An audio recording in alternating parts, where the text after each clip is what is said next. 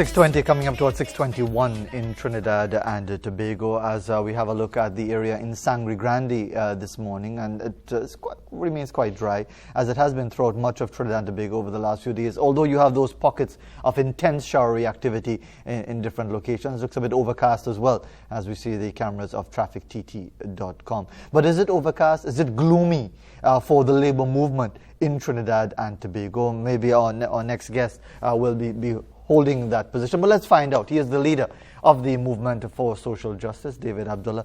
Long time involvement in the trade union, in the trade union movement, in the labour movement, but also a member of the Economic Advisory Board for some time before he resigned. Dr. Terence Farrell had an interesting column in the Express on Sunday, and of course he was the chair of that board. But anyway, let me ramble on too much. David Abdulah, very good morning to you. Morning. Thanks very much for joining us. Lots of issues on the table. Did you read that piece by Terence Farrell? I did, in fact, and he posted it on Facebook, and I plan to do a rejoinder to Terence, okay. Who I respect a lot, but we have differences. You all were on the same board, weren't you?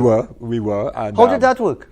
We worked well, There were differences of views on a number of issues, but I think as a team we worked well, and we were doing some important work in terms of trying to get some foresighting done, because to diversify, you really have to identify the types of industries and sectors that we should be investing in. So some very interesting work was being done. I don't know where all that has gone to now. Well, probably in a waste paper basket somewhere. As it usually tends to go, or maybe just on a shelf gathering dust somewhere, because at least it keeps carpenters busy building all these shelves to house all these reports at various government offices. But let me throw it out to you as to which issue that you see as paramount right now. And maybe the Terence Farrell one would be interesting, because it's about Petrotrin, it's about the removal of Wilfred Espinet, and he gave a perspective which suggested that Mr. Espinet was actually doing public service. Yeah. He didn't have to do this, and is being vilified for trying to do something right for Trinidad and Tobago via Petrotrin. Well, and yes, people who serve on state boards, the majority of them are there, I think, for public service, but there are a minority who are there for self-serving interests. But in the case of Mr. Espinet, I have no sympathy for him, and I'll tell you why. Because the Lashley Committee, of which I was a member, Mr. Espinet was a member, chaired by Selwyn Lashley, looked at Petrotrin in great detail and came up with basically one essential root cause of Petrotrin's problems. Yes, there are technical issues and financial management, all kinds of issues like that. But the root cause of the problem was poor governance systems. Because as governments change, boards changed, managements changed, and mandates changed, and Petrotrin couldn't keep its eye on the ball and keep focused in a proper direction.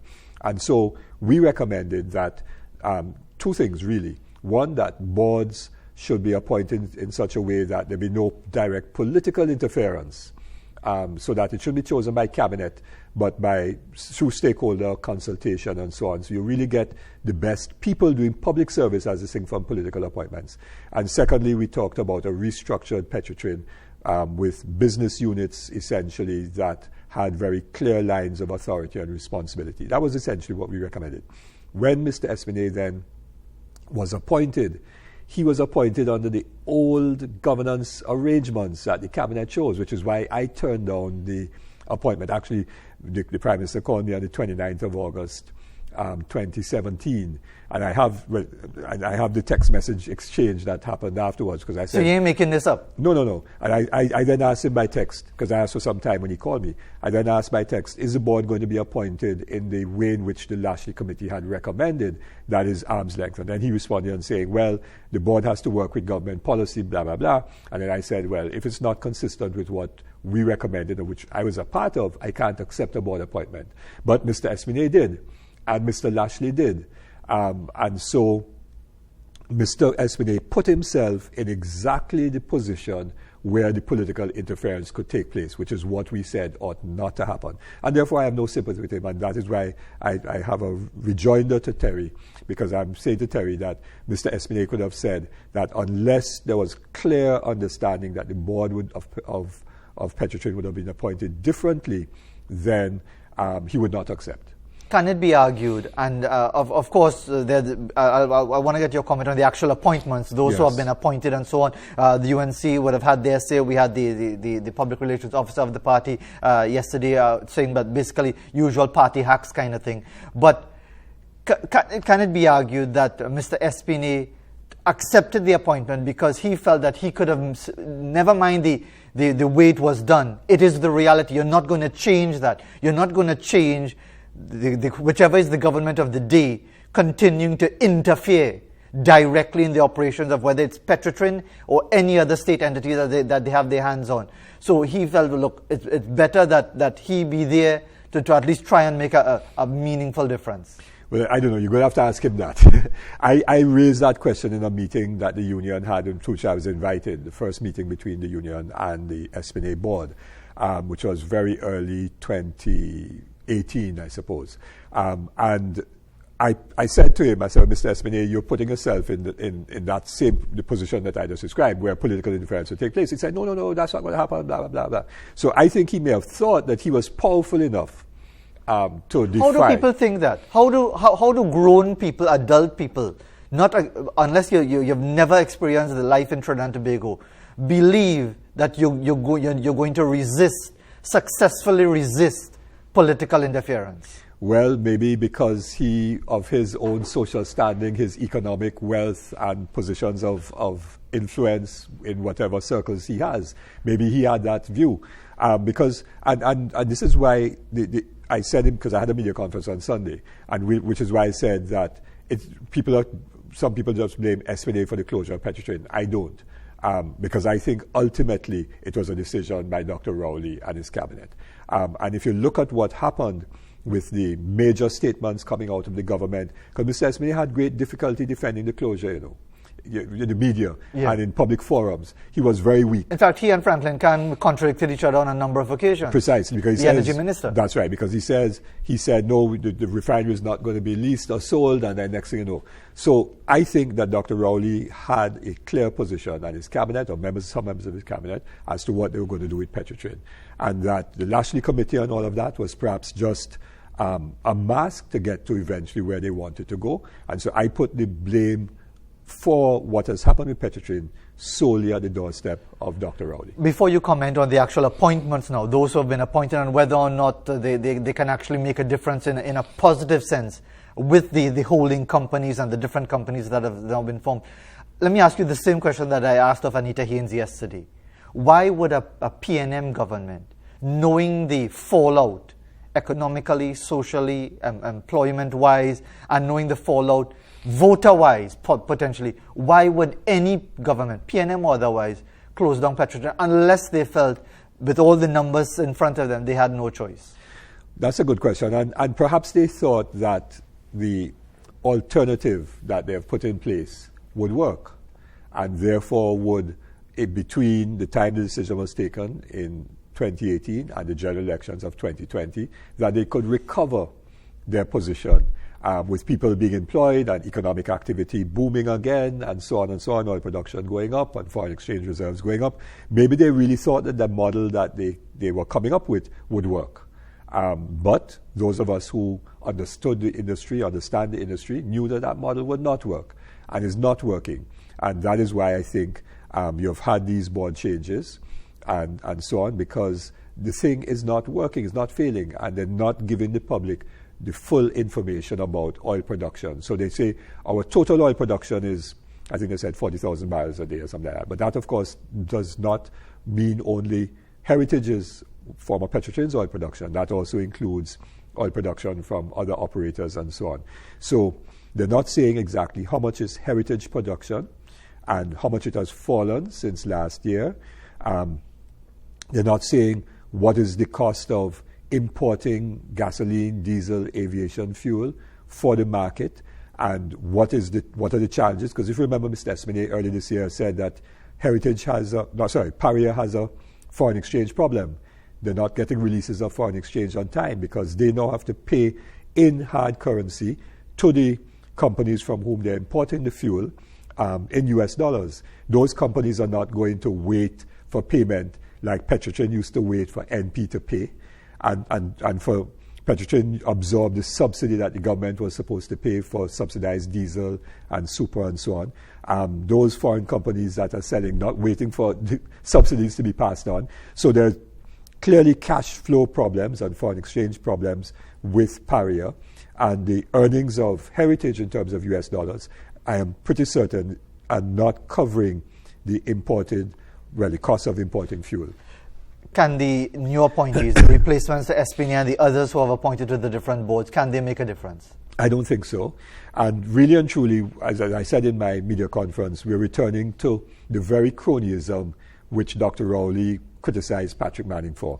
If you remember, the model that Mr. Manning had as Prime Minister was to appoint people who were close to him, Calder Hart, Malcolm Jones, and make them executive chairman. Now, these gentlemen are not Michael Commoner and Newman George are not executive chairman, but they're close to the Prime Minister. And when people are close to the Prime Minister in positions of authority or responsibility or power, then things get skewed. Things get skewed in terms of decision making. That is where the political interference come in. And I mean, Michael Commoner and Newman George are people I know personally. They're friends. I would consider them friends and so on. So this is not a personal attack on them. This is about the system of governance. The point you were making, I think, in your opening remarks earlier. It's about the system of governance. And precisely what the Lashley Committee said we ought not to do, which is to avoid political interference in the state boards, and in particular in Petrotrin, is precisely the opposite of what Dr. Rowley and his cabinet have decided to do. They may very well argue, or indeed the government might very well argue, that you are imputing or you are implying that they will put party loyalty or the dictates of the Prime Minister ahead of their professional competence. And what professional competence do Michael Commoner and Newman George have with respect to the energy sector? They have professional competence. Do you need to be an expert? Do you need to be an expert, or do you need to have competence or on-hand competence in the energy sector to be able to manage it effectively? Isn't it about basically overseeing an effective structure? Do you really need to have hands-on sort of competence? You need to have some people on the board, preferably the chairman, but a number of people on the board who do have competence in the particular area. I'll tell you why. Because if you don't, line managers can run rings around you. In other words, if, Fazia, you don't know about cricket, and somebody comes and gives you some nonsense story, you will accept it because it's sounding good. And you know Trinidadians are very good at making something sound real good, yes. Real good, yes. Which has nothing to do with reality at all. And you probably hear it in old talk and so on about cricket too. But because you are knowledgeable, you could put that aside. So in real terms, managers, if they don't have a board that knows the industry, can get away with stuff that they ought not to get away with. Now, I'm not suggesting that the managers there are doing that, but that is one challenge. And when you look at the boards, Heritage, I think, has one person with oil industry experience. That's Mr. Lewis, George Leonard Lewis, who very experienced person, was former senior manager of Trinidad Tesoro, later Trintopec and so on. So he has knowledge, but apart from that, I don't know that anybody does. You have people there who are party people. Mr. Nancis, he was former mayor, I think, of Arima. What does he know about energy and about a complex operation like the oil industry is a complex operation? Joel Harding and there are others. So I don't know that when you look at the board in totality, the various boards, that you have the strength, and so on. Mr. Anthony Chantak knows about the refinery. Now, there are also problems. Selwyn Lashley, yes, he's PS, but you have another problem in that both Mr. Lashley and Mr. Chantak are now members of the committee that is going to review the bids for the either lease or sale of the Point-à-Pierre refinery. Now, does that raise a conflict of interest where you have persons who are sitting board members also sitting on the committee that is doing the review, right? That to me raises some questions. And in the case of that review committee, you have one former permanent secretary, Mr. Lashley, and one current permanent secretary, Mr. Damport, Vishnu Damport. My own view is that neither of those persons ought to be on this review committee because there is a tendency for permanent secretaries to become I was going to say yes men, that's an extreme, but to be saying to ministers, yes minister, yes, and therefore, in my view, you needed to have strong, independent persons on that review committee. But that's just my own view. And Mr. Dan Paul, as came out in evidence in the industrial court when he was being cross-examined by the union senior counsel Douglas Mendes, was shown to have been misleading the public and the court, both the industrial court and the High Court, Court of Appeal, on the issue of the challenges of Petrotrin and the bond payment and the ratings agencies when he was making statements that he could not provide evidence for.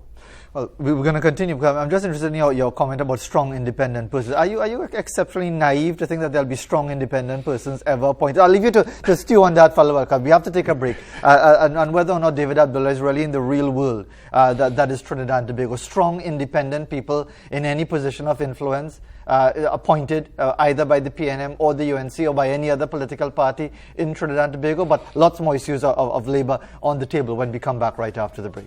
Everybody gotta listen. The only thing constant is change. But this fight right here not change. When we so kite in the soul, I have the shades with the old world and the ball out. Back, we going back, we going back.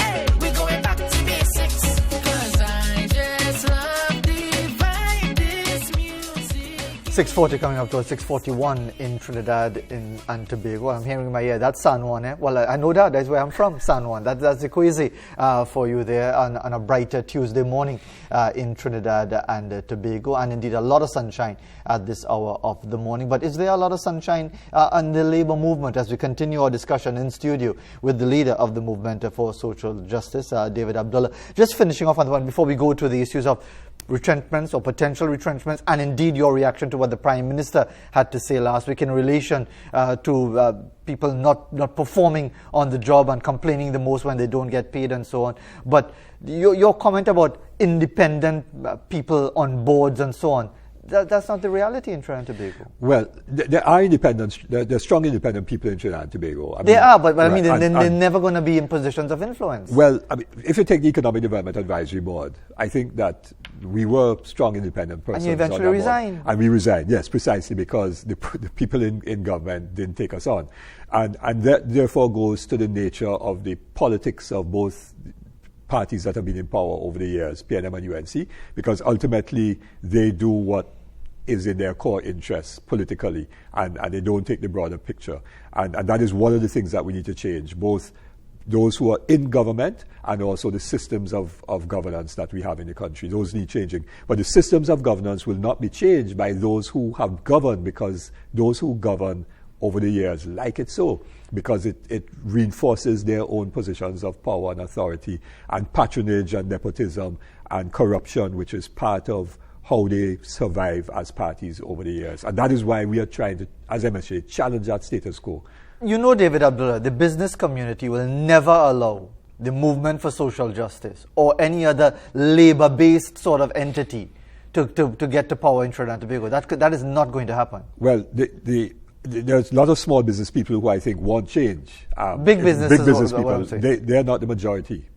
They have the money, and therefore they have economic clout, but they're not the majority. And that is why we say that we need policies that will make the lives of the majority better, not the lives of the few. Because there are few people in this country whose lives are fantastically good, and so on, but the lives of the majority are not good, like the people who are now being retrenched. Take Agostini, sending home, I think, 33 workers. Agostini controlled by a conglomerate, local conglomerate, which has been making profit. So you have companies that are making profit. Unilever wants to close down, global company. Is that just speculation, or is that based on fact that Unilever wants to live? From the information that the union has been given, the plan is to close down manufacturing. Now, the manufacturing operations of Unilever has been gradually reduced over the last few years as trade liberalization has kicked in. So that for a global company like Unilever, they find a place to produce soap or whatever, and that location wage rates are a fraction of what we pay in Trinidad and Tobago, and therefore it is cheaper for them to produce there, and so you close down manufacturing here. Well, get Ansel Roger to say, take your soap and go, because that's what he did with the platform. Because isn't that the bravado of the trade union movement, that they feel that they could say anything to anybody in business and get away with it? Well, you know, that comment, a famous comment by Ansel, was actually made after BP had said they're not going to manufacture the platform in Trinidad and Tobago. And so it was in response to them not doing that Ansel said, well, if that's what you want to do, well, take it and go. But it wasn't, that statement did not. I know, it didn't trigger it. No, it didn't trigger it at all. I hear you. And what he was essentially saying is, listen, we in Trinidad and Tobago have to seek our interests. So have we heard, for example, from the Minister of Trade or from anybody in government saying that the government now wants to engage Unilever in a discussion about its future operations? Now, I remember years ago when trade liberalization was just kicking in, and you had a company called Metal Box in Trinidad, in Macoya. Union represented those workers, and Metal Box was in difficulty because there were all these imported aluminum cans replacing the cans that they used. And there were negotiations and discussions with the Ministry of Trade to see what the ministry could do, what the union could do. I remember the union deferred a wage increase that had already been agreed to for some time in order to try to save jobs. There were all kinds of discussions taking place. Eventually, it didn't succeed, but there were efforts to try to keep that manufacturing company going. Now, is there any interest at all by the government in saying, okay, we should try and save the jobs of Unilever workers? Unilever is one of the oldest manufacturing companies in this country. It started off in Caripachaima sometime way back in the 50s or something like that. And because we knew it as Lever Brothers for a long time. Lever Brothers was what it was until they changed the name. Yes, precisely. So these are the things that you're not hearing about. So when Dr. Rowley talks about a new society, you know, and Marlene McDonald being arrested as a line minister is an example of the new society where corruption will not be tolerated. In my view, his real idea of the new society is one where workers essentially do low-paid, low-skilled service jobs in retail, in distribution, like in stores, and servicing imported goods, and therefore supporting the local business elite that operates all those chains of restaurants that are foreign branded and so on, or service companies that are just importing goods to sell to us, you know, buy cheap, sell there, make an easy profit, rather than trying to create good, decent employment for people that is sustainable over time. And that is a new society with unions that are weak or that don't exist and so on, workers working under contracts, like in the oil industry now, which is a labor supply contract arrangement, and so on, with no benefits. That is the kind of new society that Dr. Rowley wants, which is the opposite of actually the society that Eric Williams envisaged way back. And in the few minutes that we have left, I must get you to offer your perspective, and I'm sure you would have done so in different fora in relation to what the Prime Minister had to say about certain elements within the public service. And again, wasn't he saying that was something that we all know already, and that it's your job fundamentally to defend the indefensible? No, I'm not. There is a problem of productivity in the country, and there's a National Productivity Council set up by the government. But even that is a joke? Well, we haven't heard anything coming out of it. But there is a problem of productivity in the country, there's no doubt about it, at all levels. But I remember that George Weeks had a saying, which I think is very true, that there are no bad workers, they're really bad managers. Because, yes... But isn't that what Labour always says? Always blame management. No, I'm not trying to now shift the blame in that sense and take responsibility off of workers. But if you have a situation where everyone is different. So there's some people who are doing the same job. One person will perform much better than the other. One person may not necessarily be lazy, but they're less focused for all kinds of reasons. It is the responsibility of the manager now to be able to get that other person who is less productive, less focused, up to a certain level. And there are ways of managing that. But David Abdulah, I could argue as a business person and say, well, look, I don't have time for all of this, consultation or whatever. Fire the person and get somebody to do the job. Well, yes, and that is not necessarily the solution, because what you're then doing is saying that individual... I'm creating a competitive environment. And that is not the solution, because that person then is not necessarily somebody who is a bad person. We're not now talking about somebody who is a thief But it's or like things making like excuses that. for, it's like the West Indies cricket analogy. Going on and on, you know, he's a promising player, but he averaged only 20-something. It's time he get dropped and create a competitive environment. Right, and we have done that in the West Indies, so we have changed more individuals on our teams than any other cricketing country, I think. You probably Correct. have those stats. Absolutely correct. Right, okay. Has that solved the problem? No, it hasn't. It hasn't. And therefore, the issue is, how do you take those persons who have potential and ensure that they can develop to their full potential? If they can't, they can't, and that is when you have to drop them and change. But you can't be dropping and changing and so on when people do have potential and you don't work with them to develop. And the other point I want to make is that there's no vision, there's no common thing that leadership of this country has given to say, let us all now make an effort to put our shoulders to the wheel and build Trinidad and Tobago in some common effort. There is no common effort because there's no common vision. And what Dr. Rowley has done is simply to attack people and to blame and so on without providing the leadership to move the country forward. And before we conclude, I'm going to just take an extra 60 seconds to ask you this question. Aren't you being naive to think that whether it's a Keith Rowley or a Kamla Prasad Bisesa, or as the business people might say, God forbid, David Abdulah, to actually call for a common vision? Because this country is so fractured politically, ethnically, and otherwise, that there's no point calling for a common vision because only one group will hear. No, I think that we have to have a common vision. I think we had that independence, which is why we did make advances, and our leadership over the last 20 years have lost it.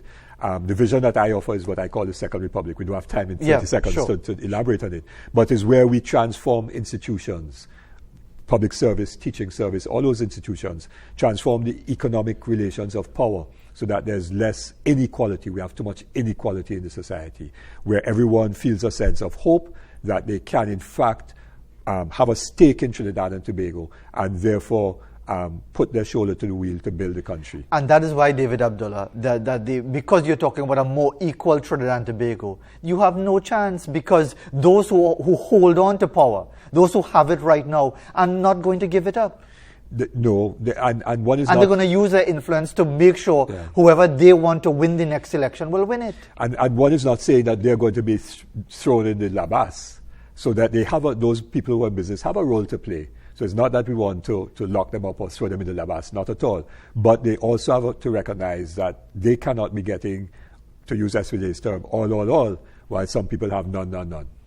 David Abdulah, thanks very much for taking the time to be with us this morning to offer different perspectives in relation to both the politics and the labor situation in Trinidad and Tobago, the entire situation related to the economy and society in Trinidad and Tobago. Much to discuss in regard to that. When we come back after the break, though, we'll discuss what's the latest with Tropical Storm Dorian. Is it going to develop into a hurricane later today, and what challenge does it pose to our Caribbean neighbors? We'll be right back.